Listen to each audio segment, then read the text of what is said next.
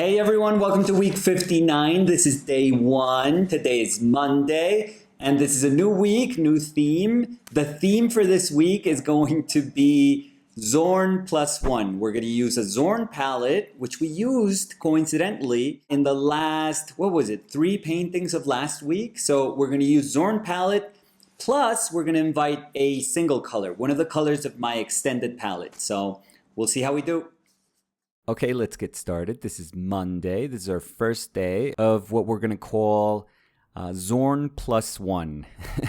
And the reason we're doing this is because, we're trying to tie our weeks together. We're trying to connect some of the things that we did last week with the things that we're going to do this week. And one of the things that happened last week in terms of formal qualities of the painting was that I organically started to gravitate towards a smaller palette. And what that usually means, in my case at least, is that I consider painting with a Zorn palette. That's always going to be my foundation palette. That palette is one of the most brilliant things that exists in traditional painting. And by traditional painting, I don't mean to say that, you can't be expressive with this palette. No, not at all. But what I mean is that there are fundamental aspects of painting, the bedrock of painting, that is very much visible and present when you work with a 4-color palette. You start reflecting upon a ton of aspects of color theory that, for me at least, are so important. They're so relevant to understanding how to build a relationship with painting that I don't know what it is. I guess it has to do with me trying to get a grasp on something. Like last week, I was talking about how this meta painting was happening where the relationship between the observer and the characters of the painting, the signaling of the painting, was activated in a way that doesn't usually happen with my paintings. And I guess I got so excited with that aspect of painting that I realized, maybe to concentrate on that aspect and not to be overwhelmed by other aspects of painting, I can fall back upon something that I know wholeheartedly. It doesn't mean that I don't learn tons of new things every time I use it,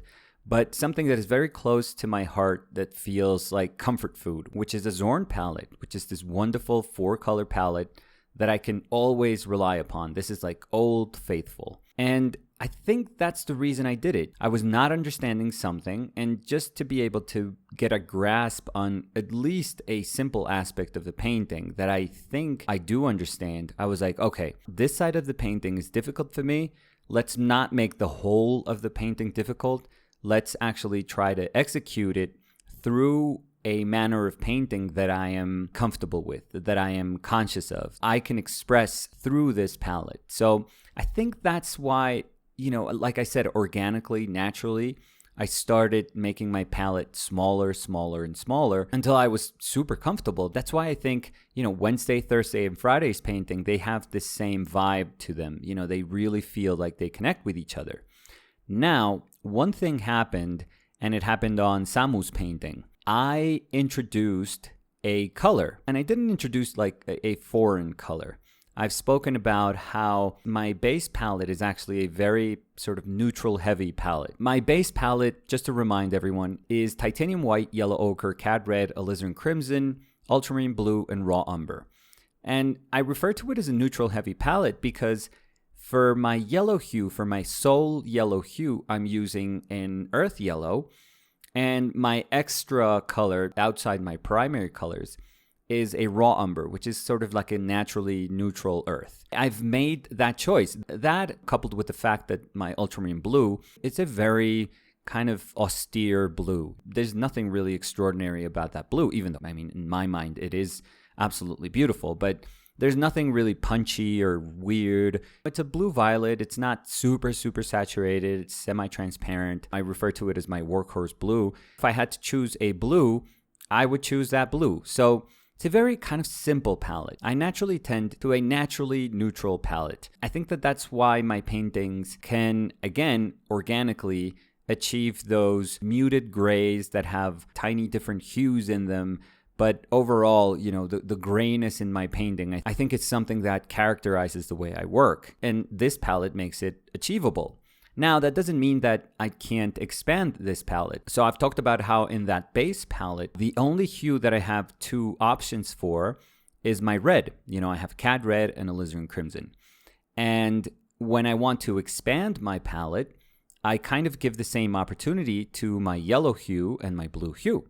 So my yellow hue, where I only had my yellow ochre, now is expanded by the addition of bismuth yellow. And I've spoken about why I tend to choose a yellow-green to expand that palette. And to me, the yellow-green, kind of like a lemon yellow, that I've liked over others because I've tried cadmium lemon yellow, I've tried lemon yellow, I've tried winter yellow, and I kind of landed at bismuth. I think it has the nicest body and opacity of all of them. So again, this is super subjective. But if you're having trouble with yellows, particularly on the yellow-green side of the hue, I would suggest, and this is just a suggestion, I'm not getting any money, when you buy bismuth yellow from Winsor Newton. I use Winsor Newton's bismuth yellow, and I think it's a really nice color. So give it a try. It's probably like $20 for a small tube. It's not cheap. I'm going to say that, but it's nice. It really gave me what I was looking for. Perhaps it's also what you're looking for. So it's just a suggestion. Maybe you buy it and maybe you think it's horrible, and that happens. But if you want, just give it a shot. And when I wanted to expand my blue hue, what I would do is I would add cobalt blue. I could add like cobalt teal or all these like weird blues that people are using nowadays. I'm just not familiar with them. I'm super scared of them, to be perfectly honest. The weirdest I've gone is like cerulean, and that to me is like too much. So with cobalt blue, I get like I don't know how to describe it. I mean, it certainly is a brighter blue. It feels a little bit sharper. I mean, I'm describing blues as if I was eating cheese, but yeah, it just feels close enough to ultramarine, which is what I love. It is certainly a little bit warmer, a little bit more saturated, brighter, like I said. So it packs just a little bit more punch. And that's it. In terms of blues, I never go for like phthalo blue or Prussian blue. I just think those blues are so weird. I feel like my hands would be full. Like I wouldn't be able to really control that color. And not even control that color. Just feel like I can be part of that conversation with that blue. I just think it's a little too much. I mean, as an exercise, sure. I'm sure that I could put that blue down and say, okay, let's make a painting with this blue. And I would appreciate all the qualities that it has. But I always speak about going back home. And when I have to go back home to the things that I love and care about and where I feel comfortable, doesn't mean I'm not pushing myself, but I do need that sense of comfort. When I go back home, home is my ultramarine blue, and I'm totally fine with it. And I'm pretty sure, like I know myself by now, I'm pretty sure that for the rest of my life, I could paint with that blue and feel satisfied. I don't need to look further. I'm completely fine with this. So why am I speaking about my base palette and my expanded palette when we're working with Zorn palette, when we're going to talk about a Zorn palette +1? Because the way I feel my base palette, that palette that speaks about kind of neutral heavy tones, can be simplified is by a Zorn palette. I think a Zorn palette is a perfect simplification of the palette that I have. Why do I think it's a perfect simplification? Because I already use yellow ochre as my yellow hue, as my sole yellow hue. I already have cad red, so all I need to sacrifice is one of my reds, which is alizarin. If I have one of those two, I'm totally fine with making that decision. And what about ivory black? What is it about black that can feel close to my blue hue, which is ultramarine blue? Because I feel that if you were going to pick a blue, like a regular blue, and I'm sure there's other weirder blues, but let's talk about like regular pigments here. But if you were going to pick a blue, out of all the blues that you have available to you that can feel close to ivory black, it has to be ultramarine blue. It just has to be. So for me, the transition from ultramarine blue to ivory black, playing the role as a blue, is totally fine also. I mean, of course, I'm going to miss some of the saturation and I'm going to miss some of the possibilities in terms of not being able to work with a true blue hue, but it's close. So if you think about it, I'm keeping my titanium white, I'm keeping my yellow ochre, I'm keeping my cad red, and all I have to do is not even downgrade, but just, it's like a cousin. Just go from ultramarine blue to ivory black. And that's my palette. That's why I feel so good with a 4-color palette, because it's not far from what I work with. It really isn't. It kind of manifests the same essence that I'm looking for in an expanded palette. So why did I mention those two other hues that I introduced when I want to expand my palette? The bismuth yellow and the cobalt blue. Well, because I've always said that when you introduce a color to a palette, let's say you have 9 colors in your palette that you know super, super well, and you want to introduce a 10th one. The introduction of that 10th one doesn't mean that you're introducing just a single 10th color, and that's it. What you are doing is you're introducing every single permutation of that color with each and every other one of those 9 colors that you already have in your palette. So you're introducing a whole ton of colors into your palette. It's not just one color, it's all those different combinations that you can now do with that new color in your palette. That's something that we have to be super, super conscious about, right?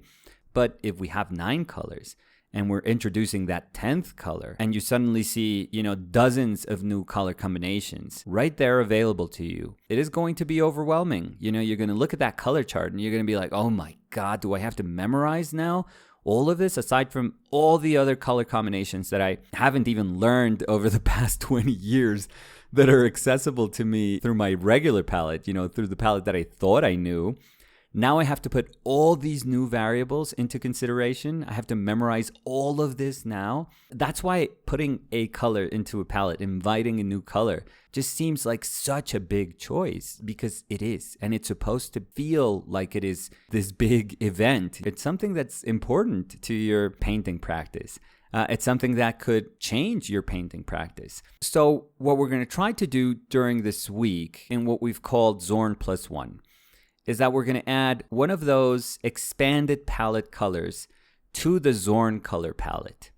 So we're going to take our titanium white, yellow ochre, cad red, and ivory black, and we are going to invite, during this week, bismuth yellow. That's going to be our sole purpose for the week. So we're going to have our base palette, beautiful Zorn palette, which has one accent of saturation, which comes obviously from cadmium red. But now suddenly cadmium red is going to begin to feel very jealous, because we've now invited bismuth yellow, which is a very bright color. It's also quite saturated. It's not as opaque as cad red. It doesn't have the punch of cad red, so you're not going to get that tinting strength from cad red, but cad red's going to feel a little bit jealous, still going to feel a little bit insecure about having this other accent of brightness and saturation in the palette. But we just said how when we invite a single color, we're also inviting all these color combinations to the palette. But here's the thing, to sort of not get around this, because we're not avoiding the responsibility of introducing a new color to the palette. But what we're going to do is, in the same way that bismuth yellow still feels a little foreign to the Zorn color palette, we're going to try to make paintings where the places where that bismuth yellow sort of shines, where you can identify the presence of that bismuth yellow, are quite, let's not call them enclosed, but you're going to be able to tell where we paint with that bismuth yellow. It's going to be very easy. It doesn't mean, this is important, it doesn't mean that we're going to have an area where we paint with it straight out of the tube.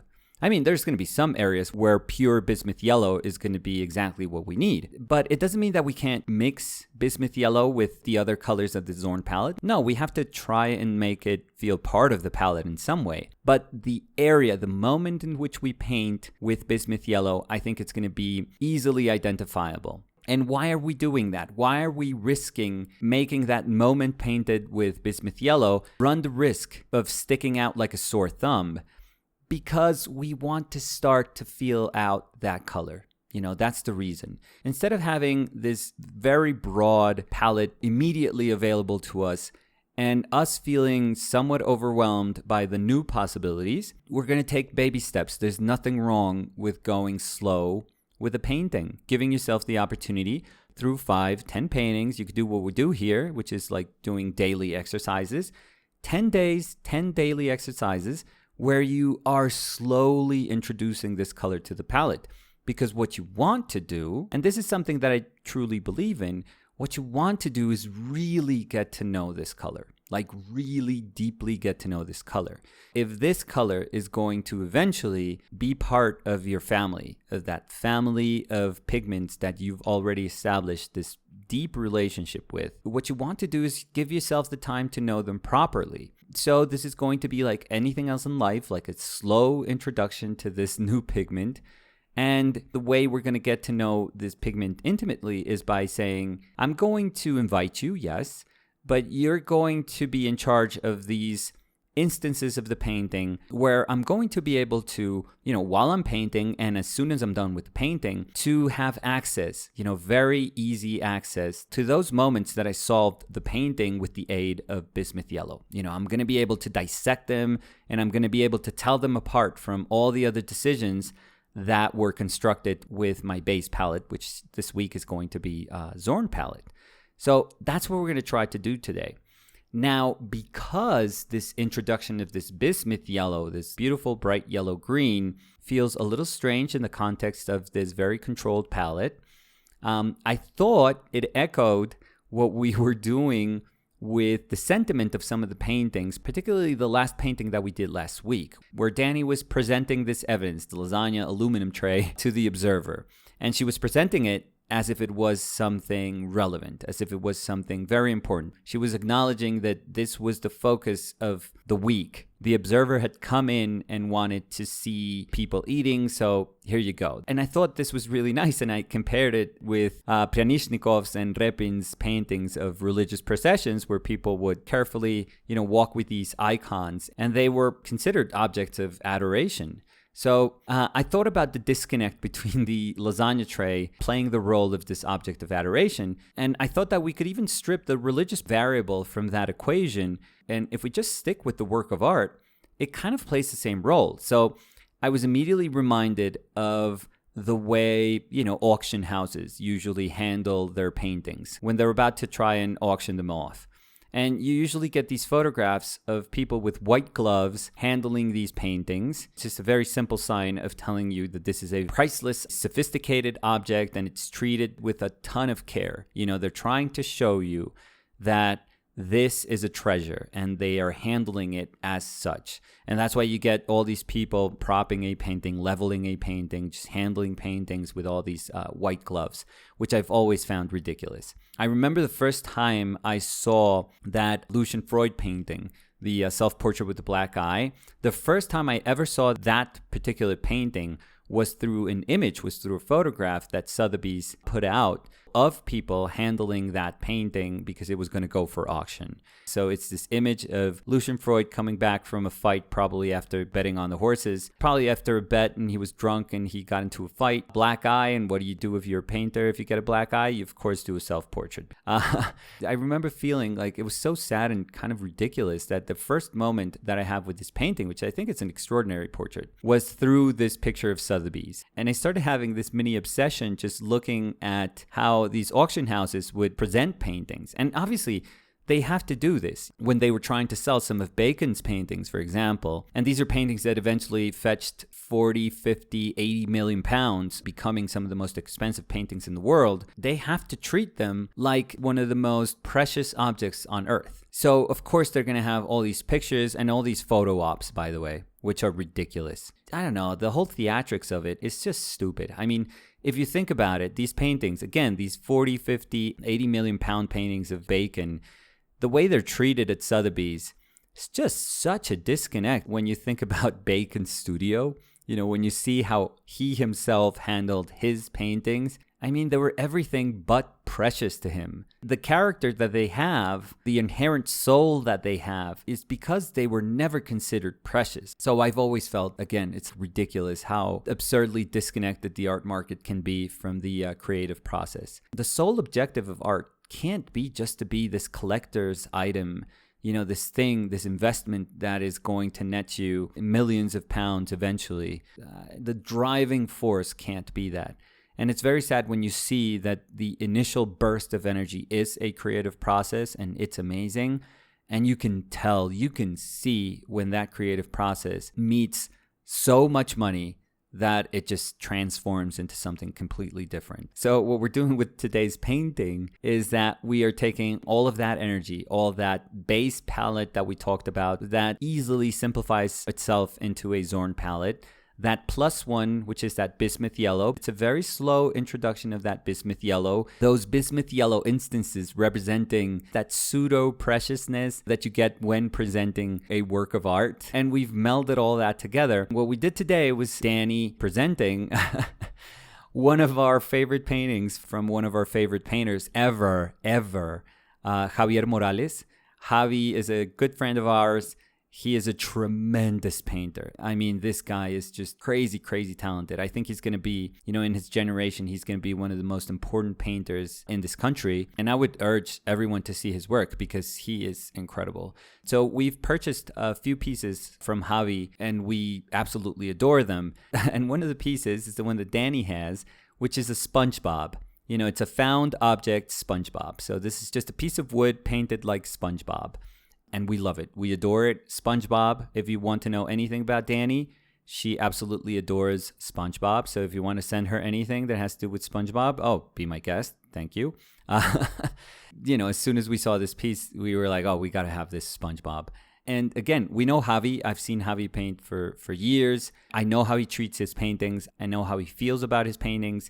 So this object, it would be ridiculous to handle it as if it was something absurdly precious. It's beautiful to us, but it's beautiful to us in the sense that we can handle it, that it can be part of our lives. It's not this thing that we have to put in a vault. No, with every bit of art that we've purchased, throughout this project and throughout the years, what we're looking for is for that bit of art to be part of our everyday lives, to be able to communicate with us every single day, to be able to make our days brighter, to be able to pick us up when we're feeling down, to provide us with energy, with inspiration at those moments where we feel lost. That's what we want. We want it to be with us, part of us. We want to be able to hold those pieces of art, to touch them, to feel them. That's what art is supposed to feel like. So again, it's such a departure from the way that art that is going to be sold for millions of pounds in Sotheby's feels like and is presented. But I don't know. I'd much rather live in a world where you can touch art, where art is this thing that will never ever be understood as precious. Perhaps, if you run the risk of it not being precious, you get less people that are willing to damage it. Because I think people that have damaged artwork throughout the years are damaging it because they know it's precious, because they're making a statement. But if art is just there, if art is just something that we live with, then why are you going to damage it? What's your point? If you damage one of these paintings, if you attack something that is just ubiquitous, what are you saying through your attack? So, I don't know. That's going to be it for today. That's going to be the beginning of our Zorn +1 week. So I think it's a pretty cool start. The object of this is to understand that we're introducing a color and we want to make that introduction organic. So hope you guys enjoyed it. I'll see you tomorrow. Remember tomorrow, Spanish Tuesdays. I always tell you, brush up on your Spanish. See you tomorrow. Bye.